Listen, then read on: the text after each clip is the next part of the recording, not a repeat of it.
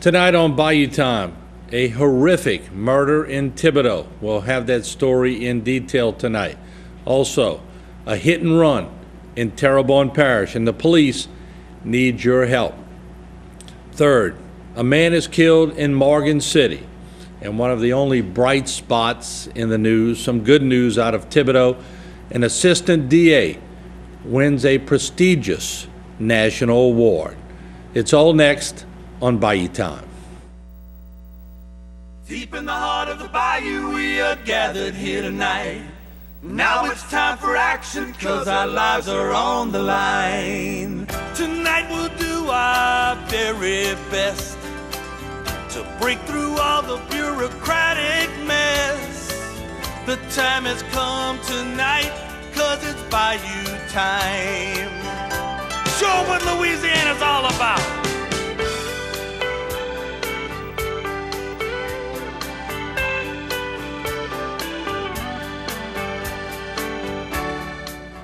Good evening, everyone, and welcome to Bayou Time. And certainly, I've been coming to you for 25 plus years on Bayou Time, and this, to me, may be one of the most horrific stories that we will bring you here on our channel.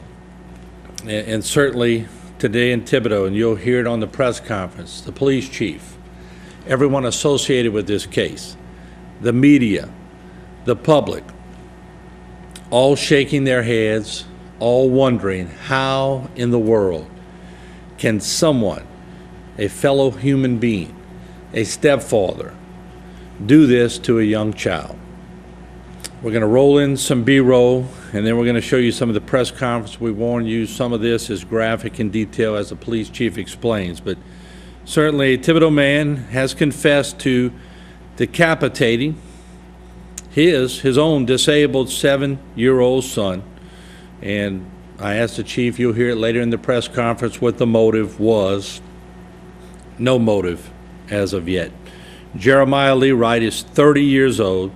He is charged with first-degree premeditated murder to his stepson, Jori Lirette, who was found outside of West 7th Street, where he lived with Wright and his mom, who is Jesslyn Lirette. She is 27 years old. A witness passed by, saw what he thought was a decapitated head on the side of the road, and called police. Police arrived. Wright first told them that it was a CPR dummy. That was the head, and then later confessed. He is being held in isolation in Lafourche Parish Jail in lieu of a $5 million bond. And with that said, this is the picture of Jeremiah Wright. And it was ironic, I was covering another event where an assistant district attorney in Thibodaux, later we'll show you that, was being honored in Thibodaux. And I was speaking with the district attorney, Cam Morvant, and also Justice John Weimer was there. And in speaking, I realized that they were silent for a reason. They cannot talk about this case because, once again, if you live in Thibodaux, how many cases has District Attorney Cam Morvant been served up as the district attorney, which involve a capital case? And this is brewing up to be one of the more horrific cases in Thibodaux. I mean, he has had his share of these types of cases, and of course, in credit to the DA, he did not say a word when we were discussing it, and I realized at that point after the first comment that he can't talk about it, and he won't talk about it, so credit to him for not doing that. But, you know, let's go back and let's listen in to the police chief. And let me tell you, if you have young children at home, here's an instance where you might want to shield them from this, because this story is not the most palatable story that you want to listen to. It's horrific in nature. It's a crime that you just don't hear about, but we seem to be hearing more and more about these types of crimes as time goes on. Let's roll in the press conference that took place in Thibodaux today with the police chief, Scott Silverii, and we'll listen to it in its entirety. The facts that we have at this time were, again, our victim was Jori Lirette, a white male, date of birth 4804, who resided at 414 West 7th Street in Thibodaux.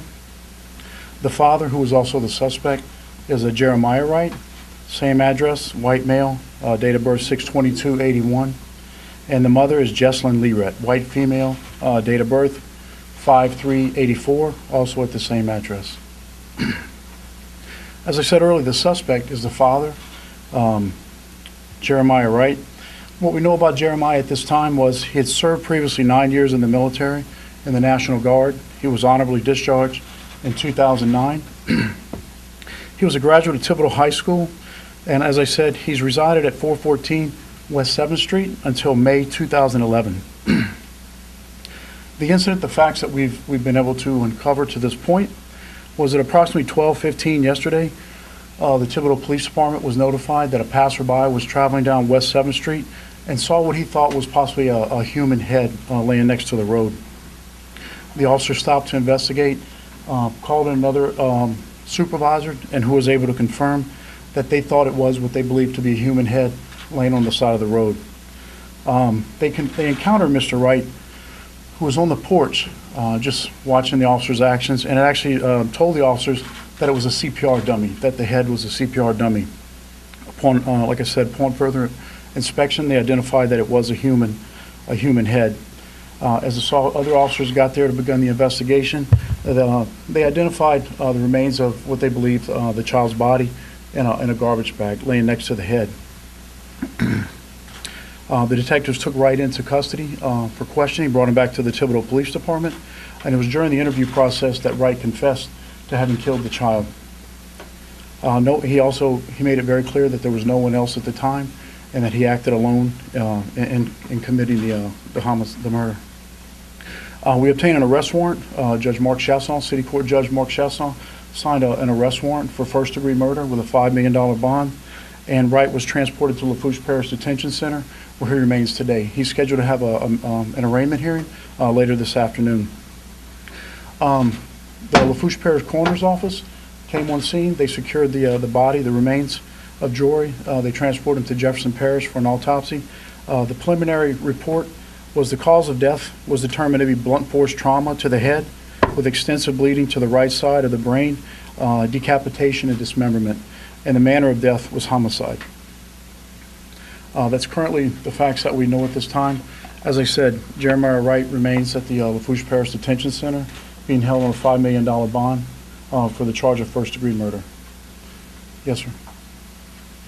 Blunt force trauma to the head, and this may be somewhat of a gruesome question, I apologize.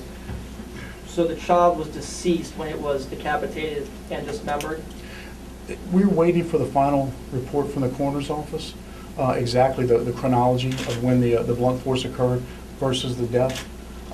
That'll be forthcoming in the coroner's final report. Has there been any previous incidents with violence in the household with the child, with Jeremiah, that you guys can tell us about?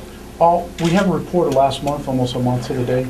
The Thibodaux Police Department was called to the location in reference to a disturbance. When officers arrived there, they investigated the complaint, and it was a verbal confrontation, I believe over money, but there was no physical violence involved in the altercation. Chief, did he give you any reasons why? Did he go into detail or anything of that nature? No, sir. No, sir. What does his past look like? I'm sorry? What's his past? His criminal history? We looked into his history. He had a couple, just a few arrests. I think there was a theft, maybe a burglary charge. We weren't able to identify anything of violence, heinous criminal behavior, violence. Chief, have you recovered any kind of weapon? We processed the entire scene. We've recovered items, tools, implements that may have been used. But again, until we have the coroner's official final report, we don't want to speculate what may have actually been the tool to cause the damage to the child. What kind of tools? It was just work tools. There were several items, implements that were taken from the house. What was his demeanor like whenever you all were interviewing him? What was his demeanor? He was stoic, emotionless, non-confrontational. Captain Crescione conducted the interview. I don't want to say cooperative, but I guess stoic would be the best way to describe it. Just essentially said, I did it. He confessed. No reason, No, ma'am. Was Frank the biological father? He has been identified as a father. We're looking into the birth certificate, and then Jesselyn, the mother, has identified him as the father. He himself identified himself as the father.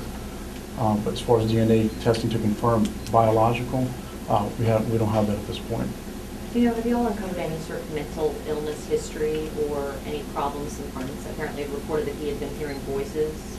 I wasn't aware of that, but at this time we've encountered nothing to show that he's an emotionally disturbed person. Again, we just effected the arrests late last night. We're starting, which is going to be a very thorough and comprehensive investigation. Investigation to his background, his past behaviors, associates, friends, workers, co-workers. If it were to come to fruition throughout the course of that investigation, it would. But at this point, no, ma'am. There was also Chief, how shocked were you when you found out? I'm sorry, Mark. How shocked were you to hear this kind of? Well, I just stepped out of church, so you go from one environment to the other, and I was very shocked, as is the community. The mayor and I talked yesterday and several times throughout the night, and if there's any positive to take from this, is that the community was absolutely shocked. It just shows that we're not desensitized to things like this. It's a very caring and concerned community. There was a report about, I know you took some instruments from the scene, but there was a report of a meat cleaver being used. I'm sorry? There was a report of a meat cleaver being used. Was that one of the instruments you guys had taken, or are you at liberty to say? No, sir, I'm not at liberty to say, but I haven't heard that, even through speculation. I'm sorry. Where did the killing take place? Inside the residence at 414. We've identified the crime scene as being in the kitchen, around the sink area. What do we know about the boy, his background, involvement in school, anything like that? I know he had a medical condition. Yes, I tell you, Ms. Joanna Matthews, who's the superintendent of Fuchs Parish School Board, she came out on scene yesterday. Obviously, they had some grief counseling with teams that were going to be mobilized. She was able to share some wonderful stories, and she'll come up in just a moment. What we were able to identify was he's 7 years old. He was confined to a wheelchair, regularly used a feeding tube. Just a wonderful, wonderful child from everything that we've learned. I know that this is probably a question for the district attorney, but in a case like this, and a lot of times they refer back to local police, it's a death penalty eligible offense. Is this something that you guys would push the district attorney to pursue in this case? We're going to push that absolute due process is afforded to the individual. We've arrested him on a first-degree murder, which that would be a capital offense. We're going to, at this point, we're going to work with the district attorney, and we'll absolutely support whatever decision he, in consultation with the family, come up with. Do you think there'll be outcry? We talked to some people today who expressed their interest in the possibility of the death penalty being something that would be suitable if convicted of these crimes. Sure. Well, I think it's just natural. I mean, your natural outcries, you want vengeance, you want an eye for an eye. But again, the process of due process is what's afforded to everyone, regardless how heinous the crime is. Chief, how long did it take him to confess yesterday? Was this something that took hours, or did he just walk right in and just admit to doing this? Right. Very quickly. Very quickly. Within minutes, just sitting him down and talking to him? The officers confronted him on the scene. He was actually standing on the railing overlooking the garbage bags that held the body, and actually where the head laid on the road unexposed. The officers confronted him, and that's where he made the initial comment that it was just a CPR dummy.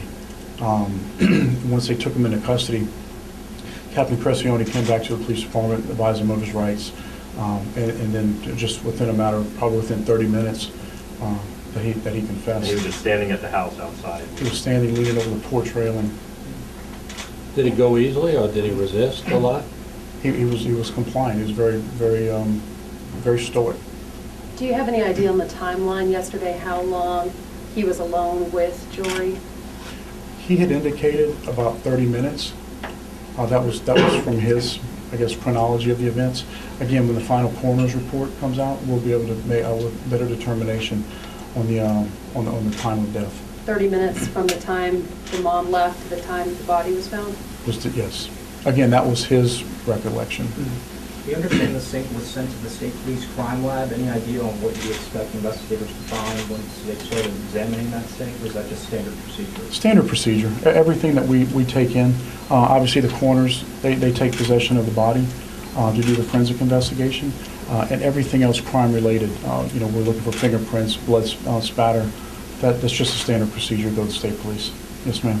Chief, I don't want to ask any more rude questions, but how did the head get in the middle of the road? And did he give you any kind of... Well, it wasn't in the middle. It was off to the side of the road in a gravel shoulder, and he had placed it there. He didn't place it with the rest of the body? No, ma'am. It was separated from the body that was contained in white plastic bags. Did he tell you guys why he put it by the sidewalk instead of in the bag? Did he advise? I'm sorry. Did he tell you why he put it by the sidewalk instead of the bag? No.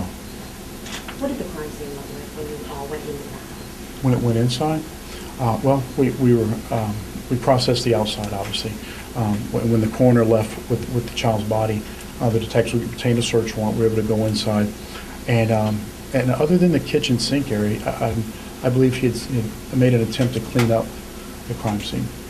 Obviously, the detectives used some technology that would show, that where blood had been previously, a chemical composition that shows that when it illuminates it. But it appears that he had made an effort to clean up the crime scene.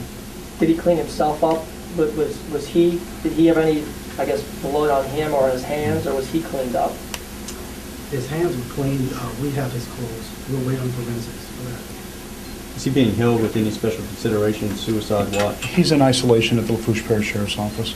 And we've coordinated with them, obviously, as the case went on. We called them prior to bringing him over there. They were able to make provisions for the isolation unit. There's been some reports about the motive being that he didn't want to take care of the child anymore. Is there any truth to that? Can you say anything about caring for the child? I couldn't confirm. I'm sorry. If there's no other questions for me, if you don't mind, Ms. Joanne Matthews, who's the superintendent of the school board, and also Jessalyn Lirette would also like... The police chief, Scott Silverii. We are going to hear from Superintendent Joanne Matthews, and also we're going to hear from Jessalyn Lirette, the mom. She'll speak out shortly when we come back to Bayou Time. Shocking story, to say the least, out of Thibodaux. We'll be right back.